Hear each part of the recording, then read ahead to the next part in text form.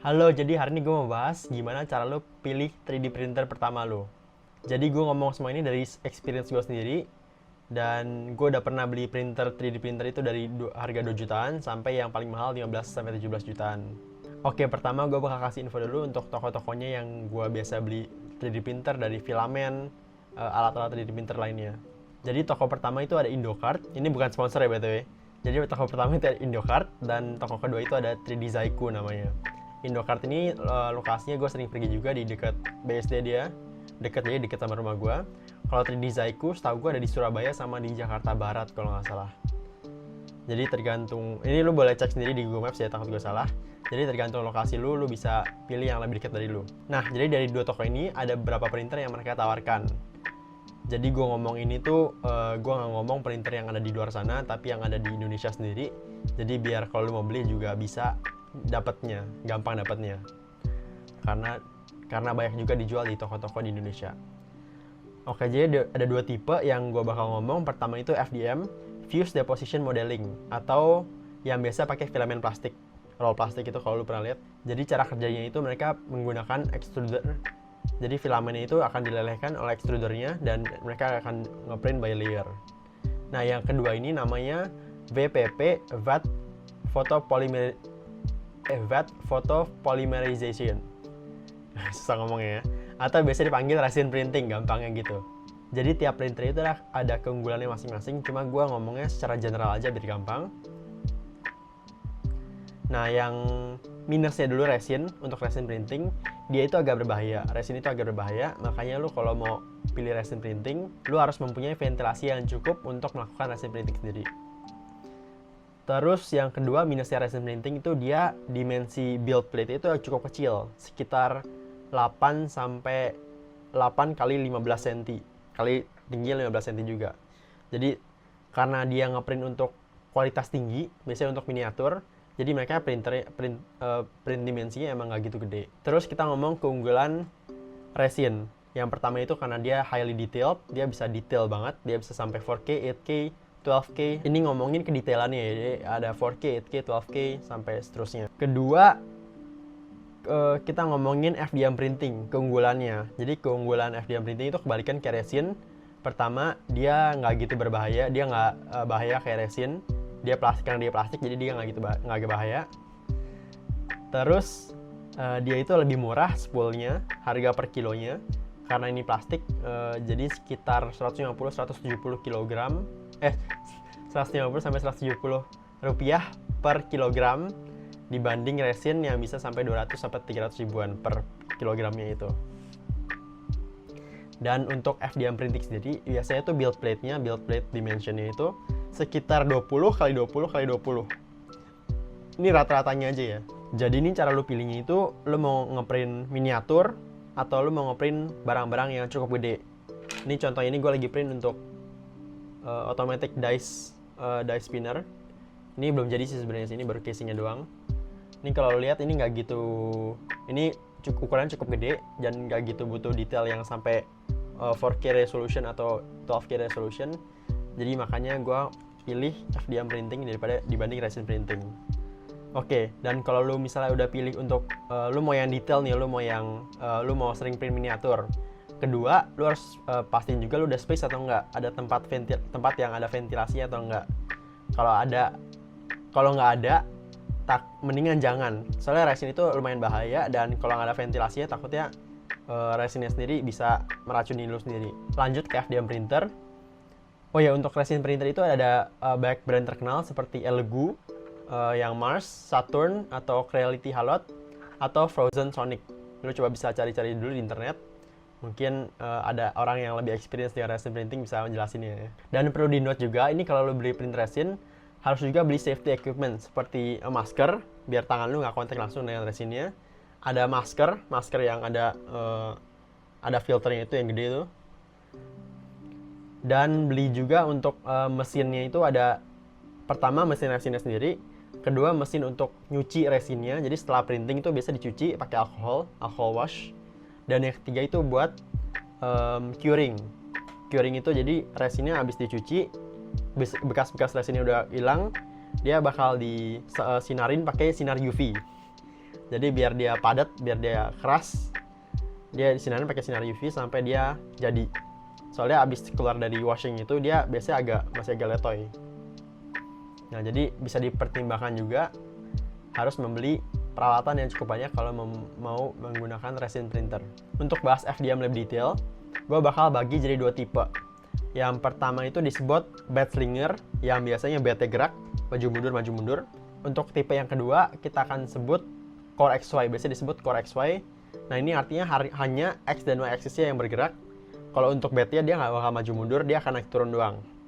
Jadi printer akan printing, tiap layernya semakin tinggi, semakin naik layernya, printernya akan makin turun pelan-pelan. Tapi XY-nya tetap dia. Bednya juga nggak gerak-gerak, cuma naik turun doang. Kelebihannya apa aja?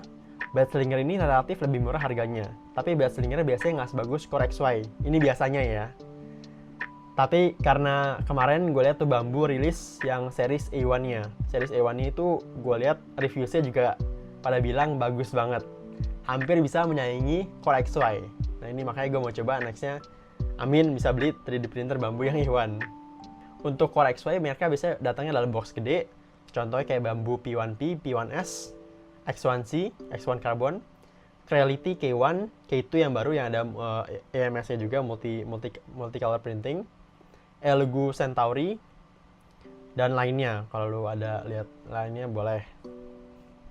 Dan fungsi dari box penutup ini, enclosure yang ini bisa dibilang, dia itu supaya kalau kalian mau ngeprint bahan-bahan yang lumayan berbahaya seperti ABS atau ASA, itu biasanya bahaya kalau di print tuh mereka ada toxic fumes-nya sendiri yang bisa keluar dari filamennya saat dilelehkan itu.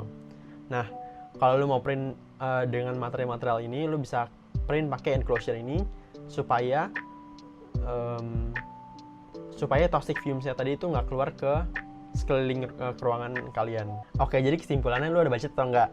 Kalau nggak ada budget, lu biasa mendingan gue rekomen tuh untuk pilih printer seperti Ender 3, V3, KI, SI, atau printer-printer yang harganya 2-3 jutaan.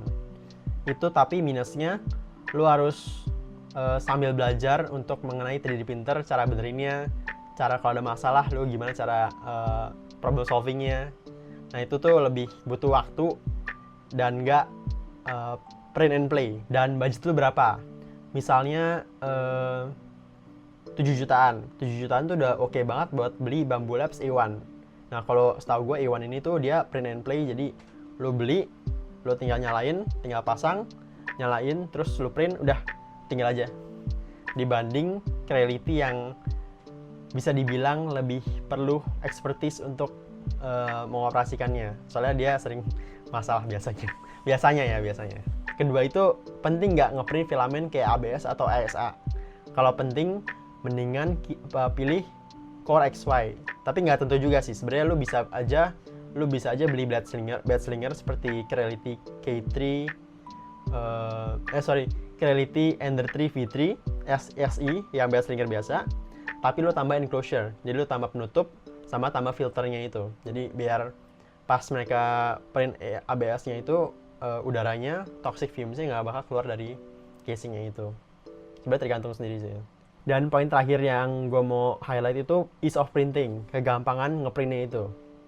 Jadi intinya lu mau ngeprint langsung tanpa belajar tentang 3D printing, atau lu mau sekalian pas printing lu sekalian belajar 3D printing prosesnya, tentang mesinnya sendiri, tentang cara benerin problemnya, cara troubleshooting gitu-gitu.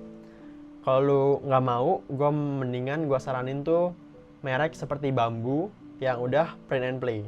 Jadi Bambu A1, Bambu A1 Mini, Bambu P1S, P1P kalau lu ada baik uang. Itu 10 jutaan plus tuh biasanya.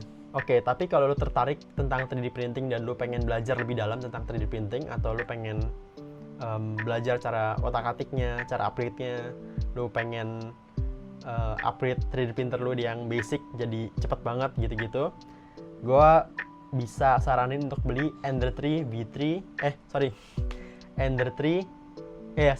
Creality Ender 3 yang mana aja. Biasanya yang 3V3, 3SI, Ender 3 doang. Biasanya tuh yang paling sering di YouTube atau di internet tuh yang orang-orang otak-atik, yang orang upgrade sampai max speednya nyampe. sampai cepet banget, sampai ya gitu, lalu bisa cari lebih detail di online. Sebenarnya itu aja sih yang gue mau nyampaikan tentang 3D printing dan cara lu milih 3D printer lu sendiri. Jadi pertama ada ini kita konklusi aja ya. Pertama lu pilih lu mau print miniatur atau print yang gede, butuh resolusi tinggi atau enggak. Kalau butuh, lu ada resin printing. Kedua, lu harus nextnya kalau lu mau resin printing, lu harus cek dulu lu ada tempat atau enggak, ada ventilasi atau enggak, dan lu mau spend extra money atau enggak untuk beli safety stuffnya seperti sarung tangan, masker, dan lain-lain. Oke, kalau lu mengarah ke FDM printing yang nggak gitu butuh resolusi tinggi, lu mau Core XY seperti Bambu P1T, P1S, atau lu mau bed slinger. Dan di antara dua itu, lu akan print PLA doang, plastik PLA doang, atau lu bakal print ABS sama ASA. Kalau ABS ASA lu pilih Core XY, kalau PLA doang mendingan bed slinger.